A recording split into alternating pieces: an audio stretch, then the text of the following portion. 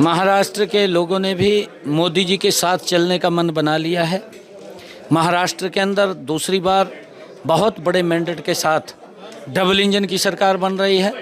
जो मोदी जी ने गरीब के लिए काम किया है, जो महिलाओं के लिए काम किया है, जो युवाओं के लिए काम किया है, किसान के लिए काम, हर वर्ग के लिए मोदी जी ने जो मजबूती से काम किया है, उसका परिणाम है कि मोदी जी के नेतृत्व में महाराष्ट्र भी विकास की नई ऊंचाइयों को छूते हुए विकसित महाराष्ट्र बनाते हुए महाराष्ट्र के लोग 23 तारीख को डबल इंजन की सरकार, एनडीए की सरकार बहुत बड़े मार्जिन के साथ बना रहे हैं।